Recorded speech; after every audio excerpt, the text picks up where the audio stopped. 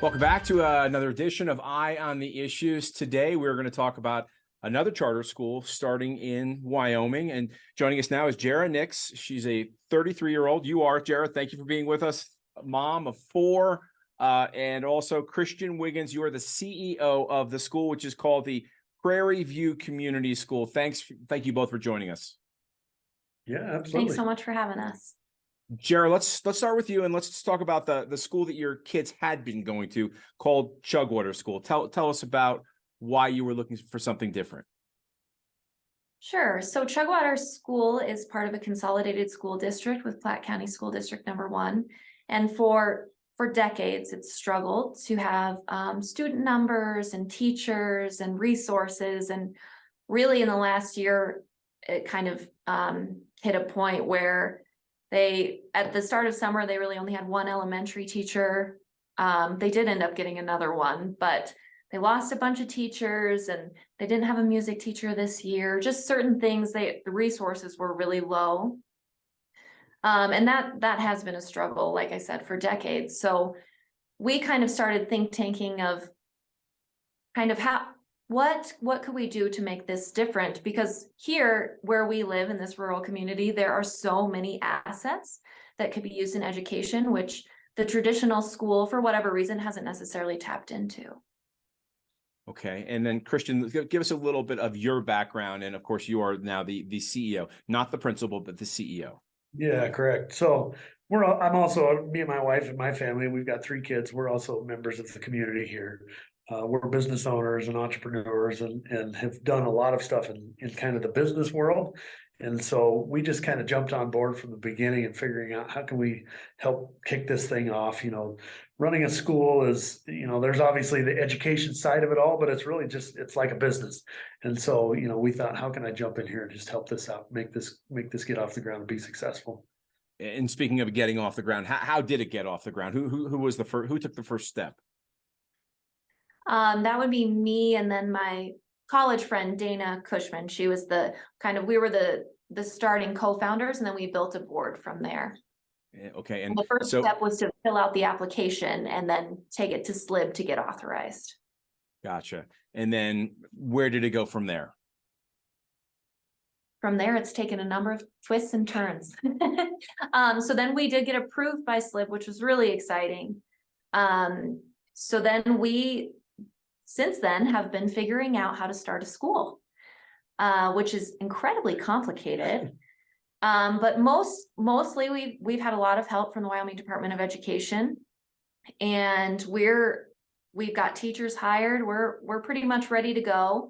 We are currently negotiating with the district for use of the school building here in Chugwater. So since all of this has come about, the school district has voted to not staff their school here in Chugwater, so that school will not be running this coming year. Interesting. And so what kind of population from a student standpoint are we talking about here? Yeah, so currently we have 70 students signed up, which is really exciting for us. So the Chugwater Public School this current year that's happening had, I think, 26 students. And so what's the difference? Where are you drawing from that they were not? Yeah, so we are drawing from quite a few homeschool families, but then we also have families interested from Goshen County and Laramie County. And for people that don't really realize it, a charter school obviously is a publicly funded school, since you're talking about dealing with the state of Wyoming from an educational standpoint. So it's not like you have to go out and start something from scratch and find money. There's money there. Tell us about that. Yeah, absolutely. So it's a public school, just like a traditional public school, but it's presented as a school of choice and it has a focused curriculum. So Prairie View Community School's focus is project-based learning. And it has a pretty high, we really draw on the rural educational assets surrounding us. So the purpose of that would be to teach our children life skills, right? Especially as related to rural life. We feel that that's really relevant for our students in this community, but also has potential impact all across life. And then also by using project-based learning, there's several studies that show that you're better able to kind of keep that knowledge as opposed to sitting and getting. And through projects, we also are hoping to build greater perseverance in our students. So when we hand a student a project and say, this is for you to do, a student has to work through a number of problems, right? We really see that problem within our students now of just kind of a lack of perseverance, a lack of resilience. So we're hoping with this educational model, we can see some improvement there. And are there other project-placed or base curriculum schools out there that you spoke to kind of to help you kind of get guided and focus, or are you just kind of winging it on this in this respect? Yeah, so there are several project-based charter schools around the country. We would be the only one in Wyoming to my knowledge, but we talked to Crestone Charter School, and that's in Colorado. And then there's a school in Kansas, the Rural Life Center, which has a really similar model to us. They base a lot of their projects in rural life. And explain to me and to the people watching, in terms of the project-based, I know you're taking advantage of what's in your community. Can you give an example of what you're talking about? Sure, let me, so at the current school building, there is a greenhouse. So kind of the main project we've been talking about is we will have the students manage making salsa from start to finish, right? So they'll plant the seeds, they'll tend to the garden, we'll harvest it, and then we'll work using food safe technique to make the salsa and then sell it at next summer's farmer's market. So that would be an example of a long-term project throughout the year. Additionally, we'll have students choose projects of their own. So for example, and this isn't necessarily as relevant to our setting, it could be done anywhere, but if let's say a second grade student was really interested in firefighting, they could come up with a fire safety checklist, present it to their class, write a letter to the local volunteer firefighters and have them come present to the class. So all the focus will be on things that we feel are relevant to real life skills. Fantastic. That's a great concept. I think there's a lot of the country that's not even rural that could use some of this, no doubt about it. Christian, talk to me, if you could, about why this opportunity in this school is important to you, especially given kind of what's going on around the country from an educational standpoint. There's a little, many school systems are kind of running off the reservation a little bit, if you don't mind me using that term. Well, and I mean, honestly, to a certain degree, we're kind of looking at that same model. We're kind of running off the reservation. So what's exciting to me about this project is, first of all, it's never been done before in the state of Wyoming. We were literally the very first SLIB, or State Loan and Investment Board approved charter school in Wyoming. And so, that in and of itself is cool because it's never been done. The SLIB board's never done it. The Wyoming Department of Education's never done it. It's never been done from the school district standpoint. So there's a lot of nuances there that just, I guess the question, or the thing that we say to ourselves a lot is, we're still trying to figure out what we're going to look like when we grow up, because it's just never been done. So we're really plowing this road forward. But, from an education standpoint and the project-based model certainly isn't new. That idea has been used for a long time, but to be able to have it kind of a school-wide model, is there again, from a charter school standpoint, it's not new, but from Wyoming, it's very new. So I think it's important to our community. I think it's important to, the resources that we have available to us in this community, and to be able to capitalize on using those. It just makes it very unique for our standing. I would have to imagine that your community is pretty excited about this, especially given the fact that there's going to be 70 kids in that school.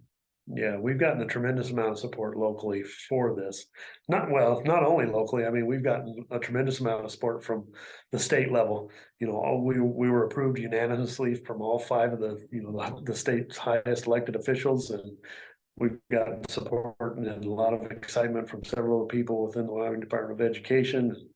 Obviously everybody in our community is super excited about it. And this is K through 12. Oh, it is K through all the way through 12. That's fantastic. Yeah. Okay. I guess one other question is for people that are going to be out there watching this, and let's say they're frustrated with their situation in their school system, wherever they may be, probably in Wyoming. What do you have to say to them? What advice can you share?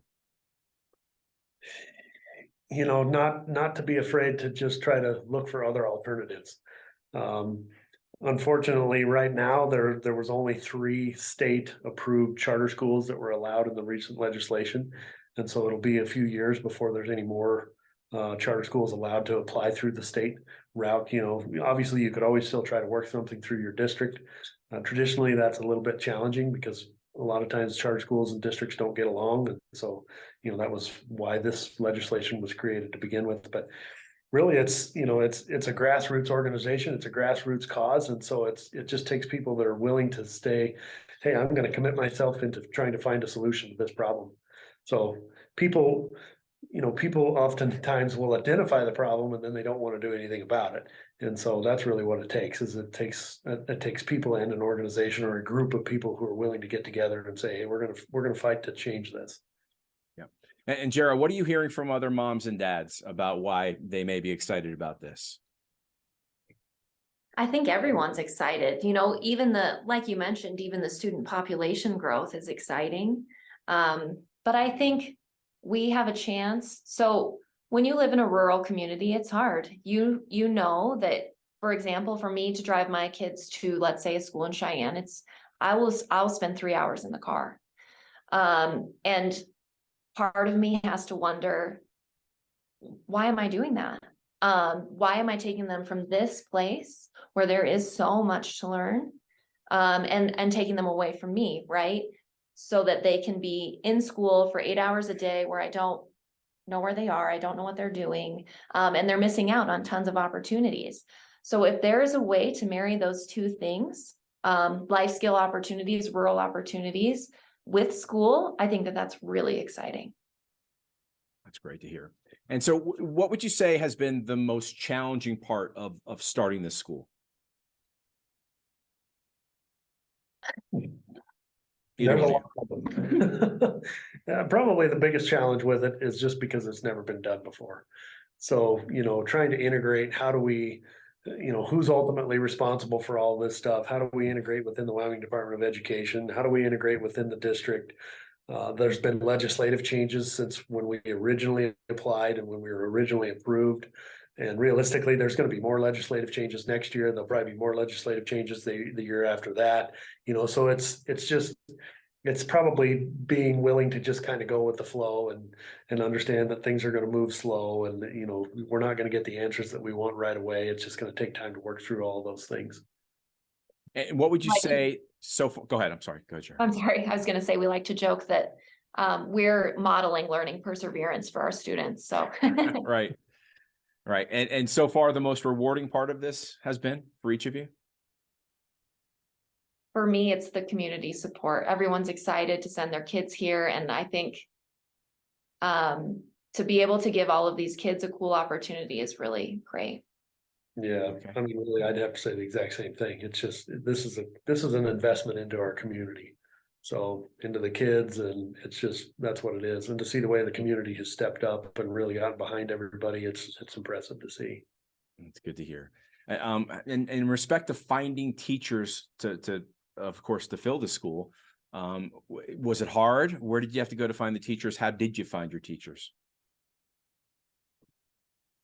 We did the traditional ways of posting it, and we went to the UW job fair, but I was panicking about it. I thought it was going to be really, really difficult. But it actually was okay.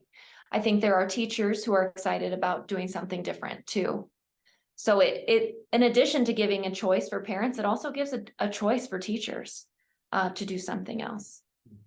And did you find most of your teachers within the state of Wyoming or from outside, or both? Mostly in the state. Yeah, I think all of them so far have been in the state. Okay, gotcha. And speaking of the state of Wyoming, I'd like to hear you both. What do you love most about living in the state of Wyoming? Jerah, let's start with you. Oh, what's not to love? The people. That's what I love the most, the people. Christian? Yeah, I think probably the change of seasons. I like living where there's something new all the time. So, as a lot of people in Wyoming know, our weather can change, in an afternoon, and we can go from 80-degree day to something completely different. So that's probably one of the things I like about it the most. Sure. Okay. Is there anything that you want to talk about or mention about this subject that I haven't asked you? No, I think you pretty much covered it from my standpoint. Yeah, I think so. I'm Okay. sure a Well, pleasure to be on. We appreciate it. Yeah. yep. Yeah. Thank you for your time. I appreciate it. And I'm sure we're going to follow up with you probably halfway through the school year, if it's okay, to see how things are going. Yeah, Great. absolutely. Yeah, sounds great.